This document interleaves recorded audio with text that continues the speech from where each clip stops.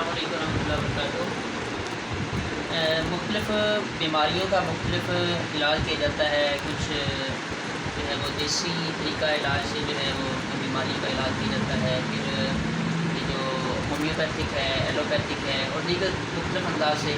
लेकिन इसके अंदर अल्लाह के नबी सल्लल्लाहु अलैहि वसल्लम का मुबारक फरमान है कि जो शख्स तुम जो इलाज करते हो उसमें बेहतरीन जो इलाज है वो हिजामा करवाना है।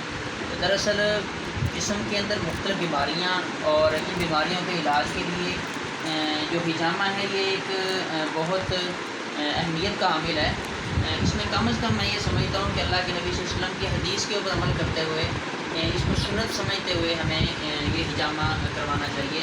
तो आज मैं कोई ख़ास किसी मर्ज़ की वजह से हिजामा नहीं करवा रहा, फ़कत अल्लाह के नबी सल्लल्लाहु अलैहि वसल्लम की सुन्नत के ऊपर अमल करने के लिए कि आप अलैहिस्सलाम का फरमान आलीशान है तो हिजामा करवाना चाहिए।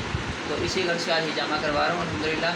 और ये हमारे दोस्त हैं अब्दुल्ला अजमल भाई हकीम अजमल साहब के फ़र्जंद हैं माशाल्लाह। अल्लाह शाफी तिब्बी दवाखाना और हिजामा सेंटर है इनका। तो यहाँ पर आज इनके पास हाजिर हुआ तो अब्दुल्ला भी कहते हैं कि आपका हिजामा करना है तो लाजमी करना चाहिए। आप काफ़ी अर्से से टालते आ रहे हैं तो सुन्नत में देर नहीं करनी चाहिए। तो आज अल्हम्दुलिल्लाह हिजामा करवा रहे हैं। दुआ करें अल्लाह इंशाअल्लाह इस हिजामे के बदले जिस्म की रूहानी और जिस्मानी बीमारी इंशाअल्लाह पर शिफा अता फरमाए।